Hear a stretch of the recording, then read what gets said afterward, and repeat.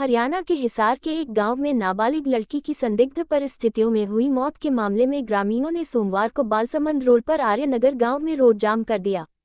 करीब 4 घंटे बाद पुलिस ग्रामीणों में सहमति हुई तो ग्रामीण सड़क से तो हट गए, लेकिन धरना जारी रखने की बात कही। पुलिस परिजनों में सहमति हुई कि मृतका के शव का पोस्टमार्टम अब रोहतक पीजीआई में कराया जाएगा। दोषियों के खिलाफ परिजनों के बयान के आधार पर कड़ी कार्रवाई की जाएगी। इसके बाद ग्रामीणों ने रोड से जाम हटा दिया, लेकिन धरना जारी है। ग्रामीणों ने कहा है कि जब तक दोषियों को कड़ी सजा नहीं मिल जाती उनका धरना गांव में ही जारी रहेगा। सोमवार सुबह ग्रामीणों ने गांव में ही पंचायत कर करीब 11 बजे रोड जाम कर दिया था। जाम के बाद मौके पर पुलिस पहुंची और रोड खुलवाने का प्रयास किया।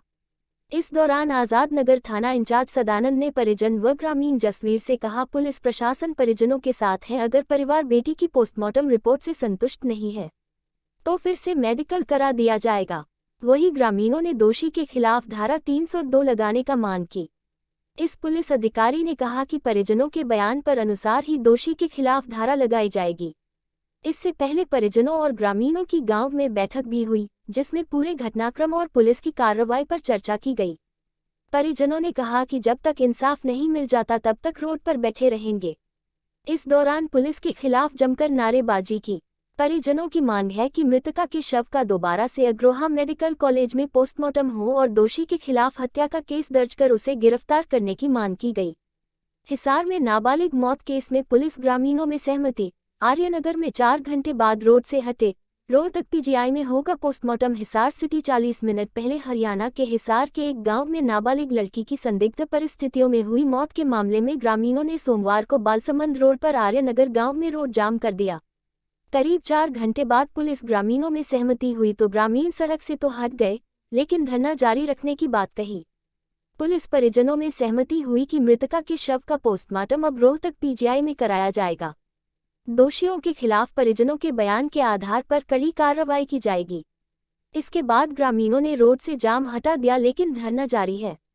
ग्रामीणों ने कहा है कि जब तक दोषियों को कड़ी सजा नहीं मिल जाती उनका धरना गांव में ही जारी रहेगा। सोमवार सुबह ग्रामीणों ने गांव में ही पंचायत कर करीब 11 बजे रोड जाम कर दिया था। जाम के बाद मौके पर पुलिस पहुंची और रोड खुलवाने का प्रयास किया। इस दौरान आजाद नगर थाना इंचार्ज सदानंद ने परिजन व ग्रामीण जसवीर से कहा, पुलिस प्रशासन परिजनों के साथ है। अगर परिवार बेटी की पोस्टमार्टम रिपोर्ट से संतुष्ट नहीं है तो फिर से मेडिकल करा दिया जाएगा। वहीं ग्रामीणों ने दोषी के खिलाफ धारा 302 लगाने का मांग की। इस पुलिस अधिकारी ने कहा कि परिजनों के बयान पर अनुसार ही दोषी के खिलाफ धारा लगाई जाएगी। ग्रामीणों की जाम की सूचना पर मौके पर पहुंची पुलिस। इससे पहले परिजनों और ग्रामीणों की गांव में बैठक भी हुई, जिसमें पूरे घटनाक्रम और पुलिस की कार्रवाई पर चर्चा की गई। परिजनों ने कहा कि जब तक इंसाफ नहीं मिल जाता तब तक रोड पर बैठे रहेंगे। इस दौरान पुलिस के खिलाफ जमकर नारेबाजी की।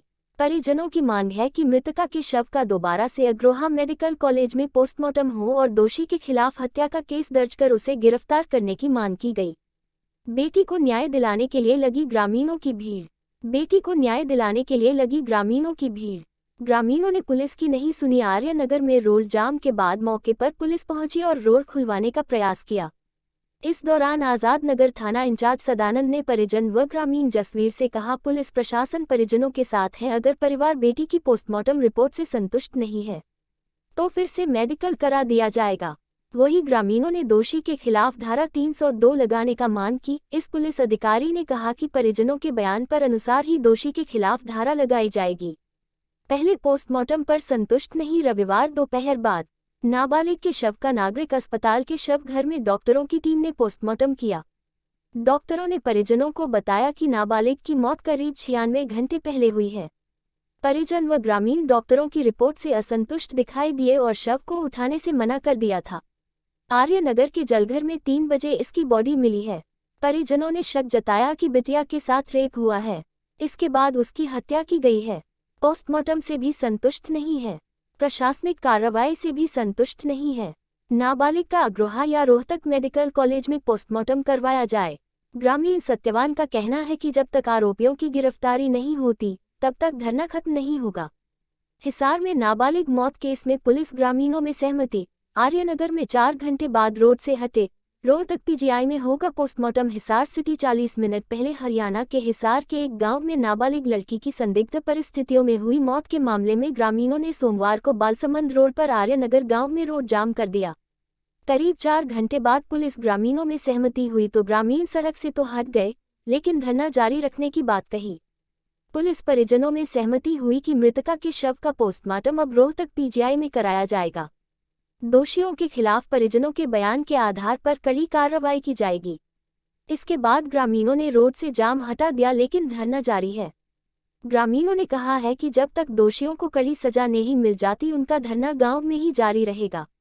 सोमवार सुबह ग्रामीणों ने गांव में ही पंचायत कर करीब 11 बजे रोड जाम कर दिया था। जाम के बाद मौके पर पुलिस पहुंची और रोड खुलवाने का प्रयास किया। इस दौरान आजाद नगर थाना इंचार्ज सदानंद ने परिजन व ग्रामीण जसवीर से कहा, पुलिस प्रशासन परिजनों के साथ है। अगर परिवार बेटी की पोस्टमार्टम रिपोर्ट से संतुष्ट नहीं है तो फिर से मेडिकल करा दिया जाएगा।